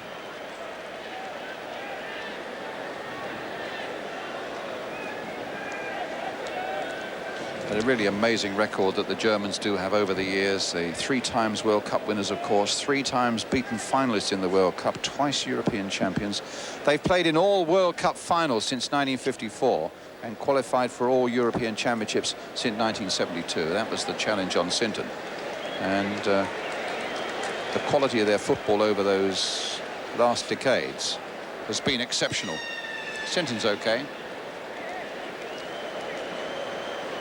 I think what is nice about them today as well, they look to be playing the way we would associate German sides to play. I mean, there was a thing in the 1990 World Cup where they weren't the most popular winners, were they? Well, they were flying around looking for penalties all the time, weren't they? Apart from anything else. Ince with a shot, just wide of the German goal.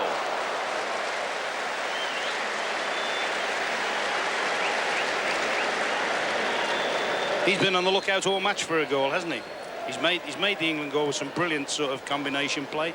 Had 2 or 3 efforts from just outside the penalty box, backing up play.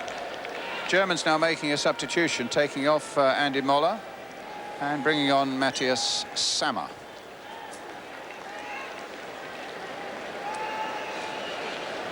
Who will virtually operate in the same areas, Brian. Exactly. Same sort of player, runs from midfield, tries to run beyond the strikers. But experienced international, 15 caps, plays for Borussia Dortmund. Substitution for Germany at the 60th minute. Going in, number 16. Thomas Helmer now. Matthias Sammer. Helmer, who plays for Bayern Munich, who lost the German League Championship on the very last day to Werder Bremen. So Helmer wouldn't have been too happy about that, particularly as the year before he'd been playing, I think it was Borussia Dortmund then, and they lost it on the last day then to Stuttgart. So it's been an unhappy time in terms of championships. The number 3 on the ball at the moment. Also scored an own goal, if memory serves me, against Brazil. So don't go to him and say it's a funny old game. Or call him lucky. Here's Struntz. Oh, he's done well there. He almost got the better of Walker there. But in fact, Walker had to concede the free kick. I can't believe Des Walker's caught him that hard. I mean, it's a good strike. He's done Des Walker with when he's done a double twist on him sort of thing. But I don't believe that. That's the side of the game that maybe lets the Germans down a little bit. Struntz, who's the injured player, has done a lot of work up and down that right side for the Germans today. And it's a friendly game. Winterburn being given a drink by Matthias. I think they've got to help each other out as best they can over these last stages. Just to see this free kick run, I think you want to say something. Just see what Matthias does with this free kick. Schultz is right in there. Klinsmann is jogging and looking for an opening. But it was David Platt in the end who got a header in, which has got England a little bit of breathing space. And in the end, it came off the German, Buchwald. Oh, Brian, all I was going to say, there never is a friendly game, is there, between England and Germany?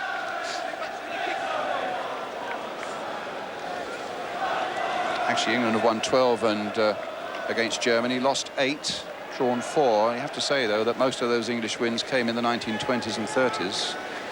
Though I suppose the most famous one of all came in July 1966 at Wembley.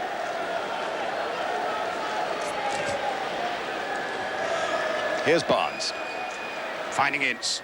Oh, Ince brought right down on the edge of the box there. He looks in exceptional form this afternoon, does Paul Ince. He's really picked the game up since Germany took the lead, and actually he's taken on the David Platt role. He's going on beyond the strikers. And issuing a little warning to a German defender. Sorry to see that there, but he can make his point in a much more positive way by hitting the back of Bodo Illgner's net. Not too many Germans speak Cockney, though, is there? Well, John Barnes, it might be for him. Nigel Clough is there.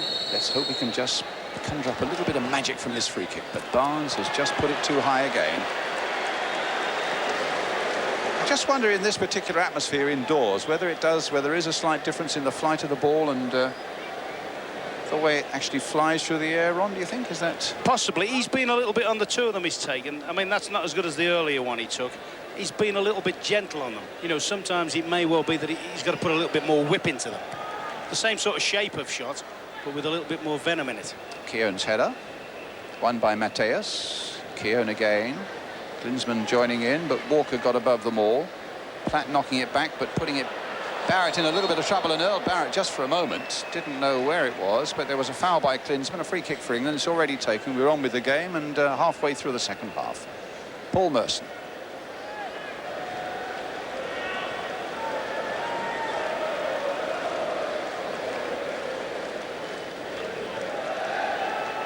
If England lose here, it'll be 6 matches since they last won. Seeger.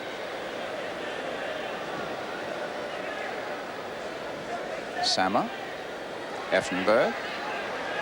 Klinsmann. In comes Walker. But here's Struntz. Looking little ball. Walker again there, getting just a fraction before Riedler.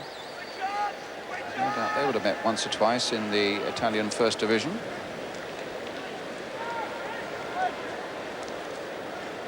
Clough getting it away. Deft little ball there for Ince. Ince hitting it forward now for Platt. England hopefully on the counter-attack here as they finds John Barnes. Platt continues his run. Clough's available in the centre midfield for him. Here he is. This time picking up Winterburn. Substitute on for Lee Sharp in the second half. Barnes again. Finding Ince now. Long range Paul Ince. Not quite. Klinsmann's header. And Struntz in the end gets it away. I think if he gets the chance again, Paul Ince, Brian, he's had about 4 of those now the second half where he's been 20-25 yards out and pulled the trigger on them. I've got a feeling the Germans are conditioned to that, and if he was to be brave enough, when I say brave enough I mean mentally brave enough, to maybe go at a German and try and beat him with the ball, I think they're conditioned to him shooting now. I noticed there when Mateus backed him up. Let's see what I can see. Sorry, Ron. Merson again. Yeah, and a corner for England. When Mateus went to close him out, Brian, he was expecting a shot. I thought, go on, Ince, knock it past him, and you'll be right through their defence. Substitute for England. I think Graham Taylor must have heard you. It looks as though Nigel Clough is coming off, and Ian Wright going on. Presumably to play up alongside Merson, do you think? Oh, I think that's a certainty. Oh, to play up front, whether he brings a Sinton or somebody across to the left-hand side and keeps Barnes up front, I don't know, but it's nothing surer than Ian Wright going up front. Sure, but who do you think with? I mean, we'll have a look in a minute. I think to keep the balance of the side, it would have to be Barnes, I would think. Sorry, it would have to be Merson and Barnes coming out into the left-hand side. Well, here's England's corner. Not delivered with a great deal of accuracy. It was an easy one for the Germans to get away. It's with Nigel Winterburn. Now Sinton again. Winterburn's got a good left foot, can cross well. But denied well by Helmer. Gets it clear up to Mateus, always available. Surging forward again.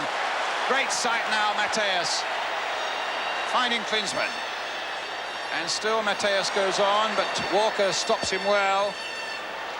Stops Klinsmann, and it comes through. He's a remarkable player, isn't he? Oh, I mean, if anybody doubts after that injury that he's not fully fit, they only have to watch that surge at this stage of a game like this. He just picked it and roared through Barnes and one of the other England players. All right. Let's see if he can get the better of Schultz. You've got the feeling that Schultz is very beatable, Ron, haven't you? Yes, I think he's beatable. I certainly think Buchwald's beatable. A yellow card for Schultz. I certainly think Buchwald's the same. I think They're lovely when they're in control of the game, but I noticed in that game against Leeds, when he's put under any sort of pressure book vault, he tends to go under now. Barnes out there with it. He'll whip one in, possibly here. Keown's in there, number 19. Platt's in there too. He just needed just a little flick on there. Mateus again. Sammer's right in there. Great stuff here. Klinsmann couldn't quite pick it up. Keown back there. Walker playing it where it's safe. But what a ball from Mateus, Brian. Picks up a little flick in his own half, opens his body up, sees Sammer bombing off on the other side of the pitch and plays him inch perfect. I mustn't keep labouring the point about how warm it is here, but the bench keep throwing on drinks to the players when they are down into that area. Mateus has just had a quick swig. The power that he gets, it might be worth knowing what it is he's swigging. But it's anything but just one of those days here. It's a very exceptional day. But England are losing 2-1 in this indoor match on a natural grass pitch. Helmer. I think Merson's enjoyed this free running role, isn't it? He's operated a lot on the right-hand side, made his runs infield. But when he first started, he used to play up front an awful lot, didn't he, for Arsenal? Said yesterday at a press conference that's really where he likes to play. He does like to play as a very strong, that's his favourite position, as a positive, strong front man. But he certainly has been effective on both flanks for Arsenal, hasn't he? This is Schultz on the far side. For Germany, leading by 2-1. Mateus, it was a real nasty ball there to give Mateus. And suddenly Ian Wright's on the ball now. He has got a bit of pace. But the Germans were quick to realise that. They'll have done their homework on Ian Wright, you can be sure of that. Nice little glided header. Well, I thought it was a nice little glided header by Des Walker.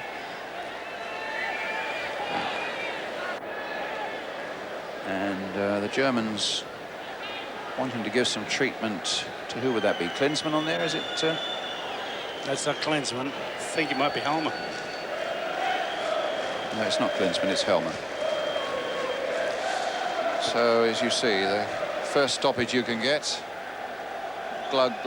Nobody's earned it more than him, though, Brian. Klinsmann and Mateus in particular. Yeah. And as you can see on those faces there, a lot of them maybe not quite understanding everything that's going on, the American audience here, but they've been served up some good entertainment in this US Cup 93. There's no doubt about it. USA and Brazil, the other two nations in the tournament. Behind the glass there are bars and restaurants.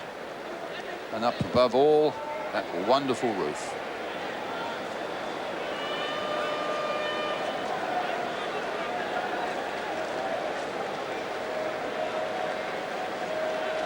Helmer's okay. Be nice to see Ian Wright get one or two balls played down the behind their left-hand side of the defence and attack Schultz. You know, he's on a booking, doesn't look happy when people run at him with the ball, and Wright's as good as anybody doing that.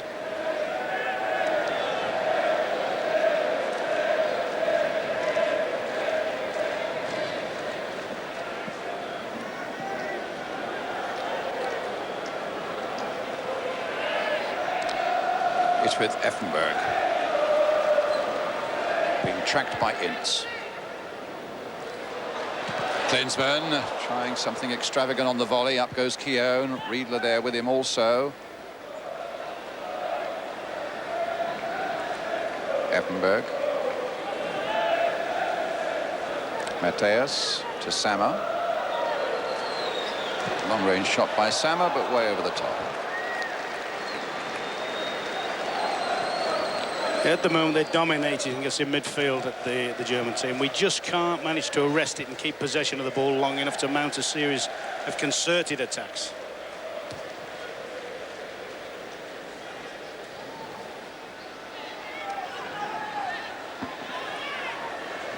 John Barnes. There's Winterburn chasing, but no, I thought he was going to run out of pitch, but he hasn't. He's got the ball across. Buchfeld with a header for Germany.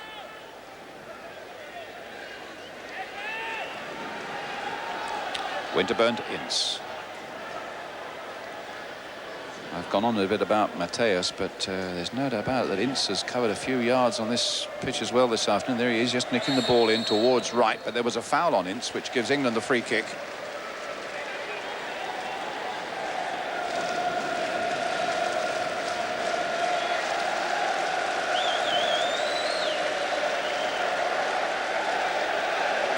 Well, I don't know whether the Germans are making a substitution or whether Mateus is just reluctant to release the ball, but I think it's... Yes, a substitution's being made. Effenberg has gone off, and Michael Zorc from Borussia Dortmund goes on. Barnes then with the free kick for England. England looking for an equalising goal. And Ince and Wright were both in there. It was Wright, in fact, who got a touch and claimed, and I think with some justification, that the ball flicked off a German defender. I must confess, I thought that was a corner, Brian. I think he's a touch unlucky there, Wrighty.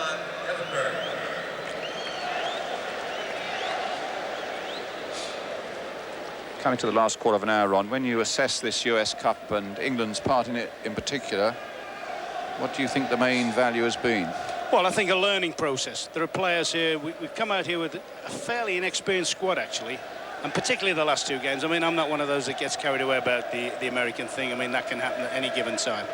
I would prefer to look at the games against Brazil and the games against Germany here and see that there's a lot of our players have picked up invaluable international experience. When if you look at that side out there tonight, you've got Barnes and you've got Des Walker. But apart from, and Platty, of course, but apart from that, you've very few established internationals. Oh, some space here for Sammer, though. As a long cross comes in. And Struntz will retrieve it for the Germans. He's got Mateus. Who else available to him? Mateus plays it, looks for the little one too, has to come back quickly. He's a little annoyed he didn't get that ball back from Zorc then. Struntz. Zorc again. What he also did, though, Brian, just by his very movements, he opened up a space for another one of his own side. Helmer. Ziege. Towards Klinsmann, too high for him. And what do you feel it's done for Graham Taylor's reputation? Well, it hasn't done him any harm, but particularly, I mean, if we could nick an equaliser today, I mean, certainly the performances in the last two games have been far in advance as looking an international side than maybe the Norwegian and the Poland game. You know, with a bit of luck, really, their goalies had an inspired game. We might beat America by about 6. Here's Mateus. This could be more problems for England. Picking up Sammer. Riedler's waiting in the middle there for him. Goal kick. But that's the sort of thing I think will have done the likes of Paul Ince and Sinton and that a world of good. Having to play against great players like Mateus this week, Rye last week, who are constantly playing it and running the back of you and things like that and checking out and setting you maybe more problems that you don't face at league level. Sinton trying to find Wright, but Buchwald barred the way there. I think Sinton, since his knock, actually has gone very, very quiet, Brian. In fact, I wouldn't have been surprised to see him get the hook. Get the hook? Oh, sorry, that's a phrase they use. Hook them off and put another one on, yeah. Here's Winterburn. Or as Joe Royal says, the curly finger. Here's Ince, who's had a great game. Barrett. Back to Paul Ince again. Barnes over on this left flank, just as you said you'd hoped he would be. But here's Sammer. Ziege. 2-1 to Germany. Ziege making his run and allowed to go a long way here. Riedler. Brian, Klinsmann was stood completely unmarked. In fact, I was watching Winterburn and thinking, are you ever going to get back so and pick him up? He was stood completely unmarked on the far post. Any sort of a ball from left to right then, and Klinsmann couldn't have failed. That's another little object lesson. Just heard the loudspeaker. I don't know whether you picked it up at home. 62,000 here in the Pontiac Silverdome this afternoon. Coming up to 3:45 here. That's an attendance record for the US Cup. It's on the big screen. The fans get a real service here. There's the big screen. Empty seats there, but 62,000 people elsewhere in the Pontiac Silverdome Stadium here. Here's Zorc for Germany. Struntz now to Matthäus. England with about 8.5 minutes now, something like that left to score an equalising goal here. To raise their game on tired legs and aching lungs. Buchwald finds Riedler, who's come a little bit deeper, finds Matthäus again. Here's Matthäus. Klinsmann's waiting in there. Riedler's waiting in there. Zorc now looking to get the ball in. There's Walker, gets it away. Zammer now for Germany. Long-range shot, goal kick.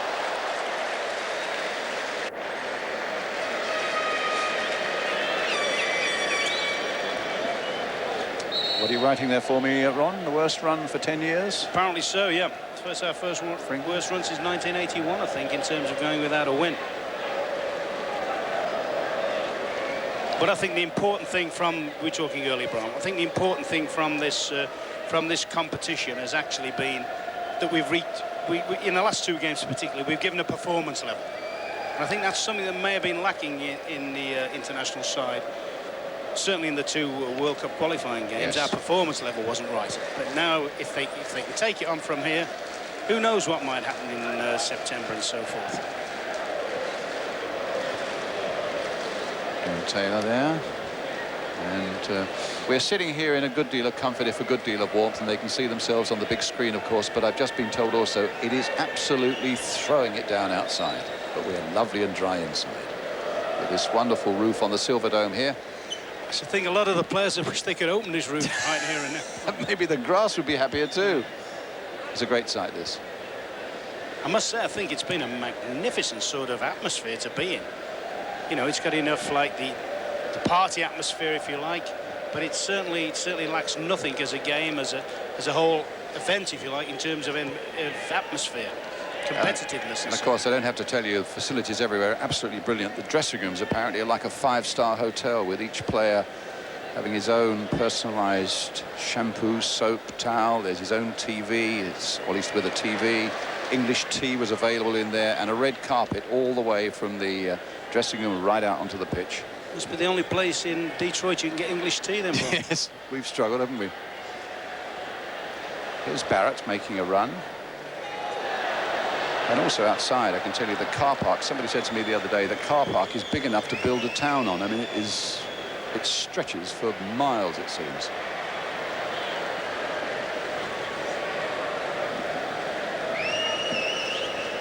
It's a throw now to Germany. On my watch, 6 minutes. England still a goal down. And a victory, of course, as I've said before, that would give Germany the US Cup 93.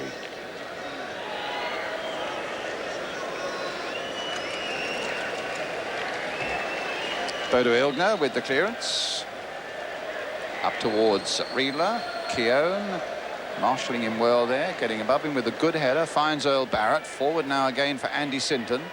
Had a couple of good games this game against Brazil, and the one here. Dogged little player of Queen's Park Rangers. Merson now, as we see him so often at Arsenal, swooping in from that right touchline.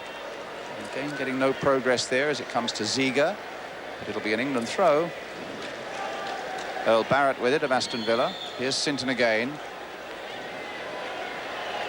Still with Sinton. Well, he's got a bit of a dig on him, but wasn't allowed to go too far. I think it was Matthäus, of all people, who held him up.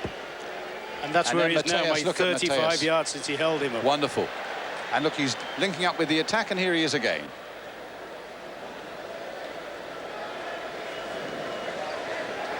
Zorc to Matthäus. He's the World Footballer of the Year, Matthäus, in 1990 and 1991. And here's Ziege. Riedler's waiting in the middle. Klinsmann's in there too. In the end, it came off Keown for a corner to Germany. Did well there, Martin Keown. Stayed very, very patient. I think there might have been a temptation for him to lunge at Ziege, and that would have meant unquestionably a penalty. And who do you think's taking the corner? I tell you who it is. Lothar Matthäus.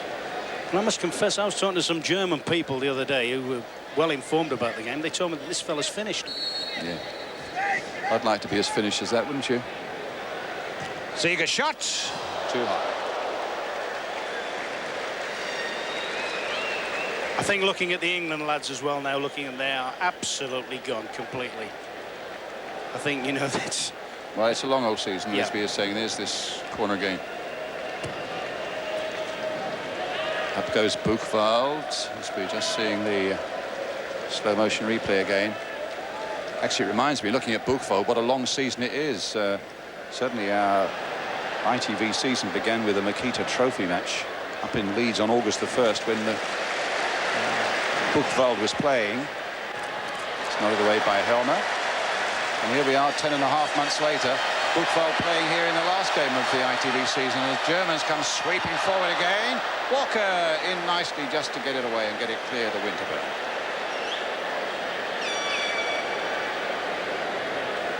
Barnes up to Ian Wright. Sinton. The last 3 minutes or so, England coming forward looking for this equalising goal. Merson and Wright just didn't begin to get hold of that, and instead of that it's the Germans breaking with Sammer. Klinsmann trying to make ground on him. Reeves there as well. Sammer going on, and Walker judging his challenge well, but has he injured himself also?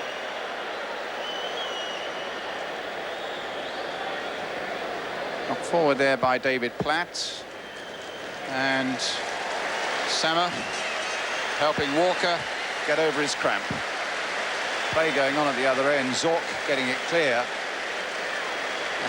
In the meantime, Sammer well offside. Still just thinking, Brian, he's only going to step a yard this way, and he's onside, and Walker's on the floor. Any long ball puts him clean through. And very sportingly put out of play there by Struntz. And applause all around for Sammer. And a quick drink on the touchline for Mateus.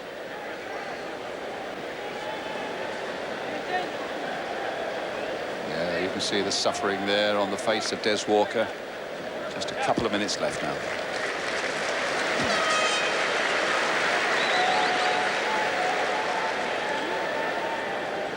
Schultz.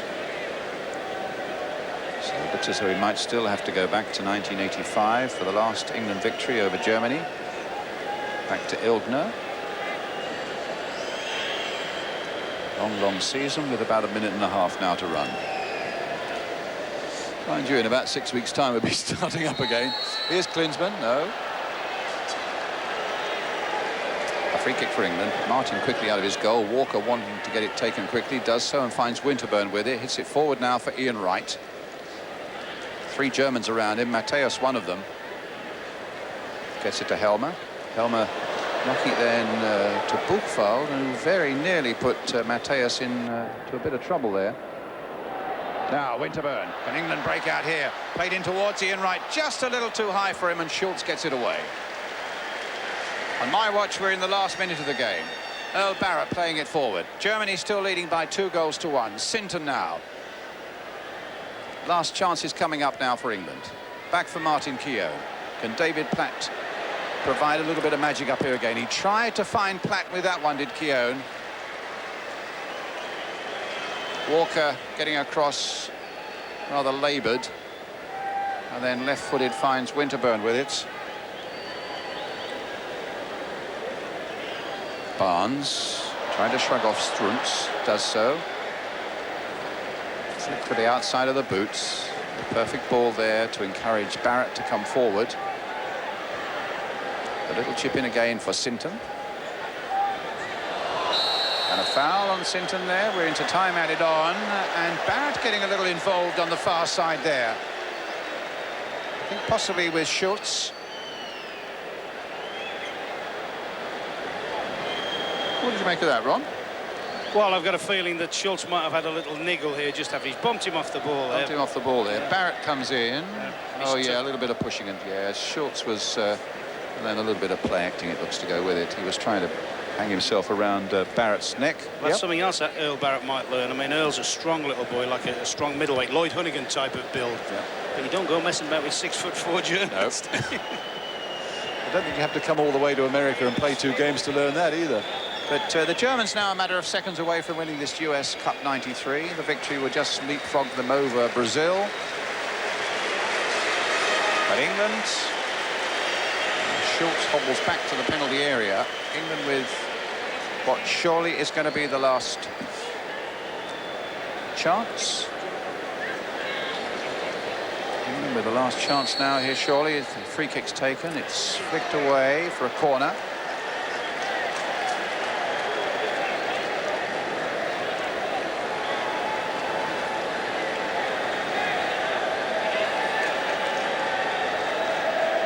Another corner again, floated in. A good fist away that time by Ilgner. Under pressure from Platt. Walker coming forward. Every England player except Nigel Martin now in, well, what's Walker doing in the German half?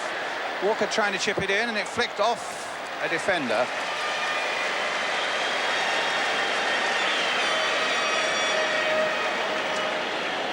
Referee looking at both linesmen, looked at the watch.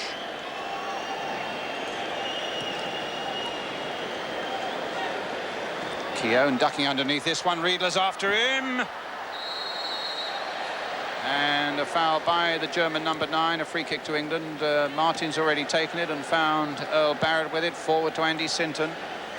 Played over 2 minutes of time added on. Schultz picks this one up for Germany.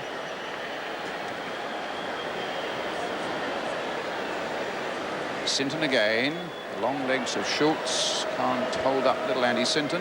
Ron? I think if they've learnt anything from this tournament at all, Brian, it's against the very best in the world. They've played the best in the last 2 games.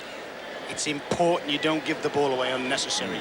You've got to build, you've got to pass the ball around, and at times we've done that very well today. Second half, we faded from the scene a little bit because maybe tiredness, and the Germans have, I think, have rightly won the game. But if we can improve on this and play in very much the same way, then we won't be far adrift come the autumn.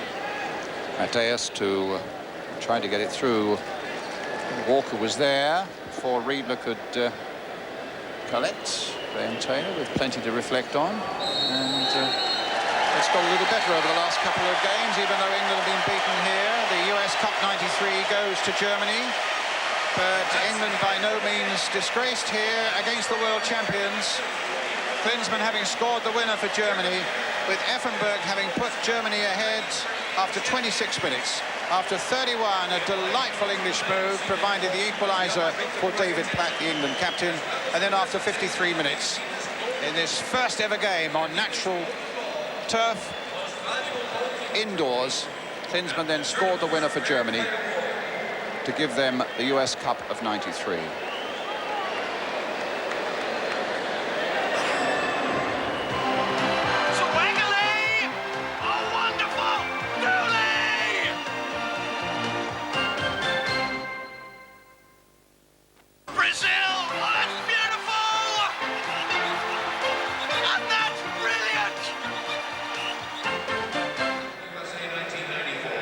Welcome back to the Pontiac Silverdome near Detroit here in Michigan, where the Germans have beaten England by 2-1. Let's cross now to pitch side, where Jim Rosenthal is talking to David Platt. Very exhausting arena to play in, isn't it? Yeah, that's right, but they've got to play in it as well, so we can't make that as an excuse. Just sum up the competition from England's point of view, could you? Well, obviously, it's very disappointing to come out and only get 1 point out of the 6, so obviously it is. Having said that, you know, our important ones come in September, October and November. We can take heart, I think, from the 2 performances against Brazil and here against the Germans, although the result's not gone for us. And your goal's been described as the best scored under Graham Taylor as England manager. What do you feel about that? Well, I think really you've got to give the full credit to Paul Ince, you know. I mean, when you're a yard out and you just tap the ball in, then that's fine. But you've got to give full credit. I thought he's been magnificent tonight, just as he's been on the whole tour. For me, he's been the best player in England this year. And he showed on this tour as well. I think in his 3 performances, he's been absolutely magnificent. And you've got to give that goal, you've got to give to him. Thanks a lot, David. Yes, thank you. Well, those are the thoughts of David Platt. What about the thoughts of Rodney Marsh? Was that a creditable performance by England? I think so, especially in the first half. A point I'd like to make is whether or not it's an unimportant tournament and whether or not we've learned from it, I think there's always one thing that's very important. The Germans have finished top and we've finished bottom. Yes, that is not a great result, but let's have a look at today's game, concentrate on today's game and the winner. Now, was this a good goal or poor defence? Well, in the first place, I think John Barnes gives the ball away. So you have to say, as Ron Atkinson said, that you can't do that in those vital areas. Klinsmann here goes down, and he's the first person up when the ball comes inside. Good shot on target, slight touch by Martin, and when the ball comes back, who's on the far post but Klinsmann? And of course, that's what his stock in trade is, scoring winning goals like that. Terrific turn of phrase, but a turn of phrase, not from me, but a turn of speed from the German. Here it is again. Yeah, there you see him going down in the background of the picture. I'm sure that Effenberg won't be too pleased if that had missed, because he was wide open for an easy tap-in goal. But then again, Klinsmann follows up, and that's why they pay Klinsmann the big money. They've got their win. They've got £15,000 in bonus money. Yeah. But more importantly, what about Graham Taylor? What reception can he expect when he gets home? Well, I think, first of all, the Manchester United players, Ince and Pallister, have had a terrific tournament. Certainly, England seem to have become a little bit one-dimensional. If you take David Platt out of the side, you don't really see how they're going to score goals. Overall, I think Graham Taylor should be pleased in the fact that we played well against Brazil, a good first half today, but I'm sure that England will be disappointed as a nation that we ended up bottom. OK, Rodney, thanks very much. Well, I think it's not the result we would have wanted, but it was a creditable performance. And it's probably fair to say that Graham Taylor can leave the United States feeling a lot better than he did when he came here. From all of us, it's a very good night.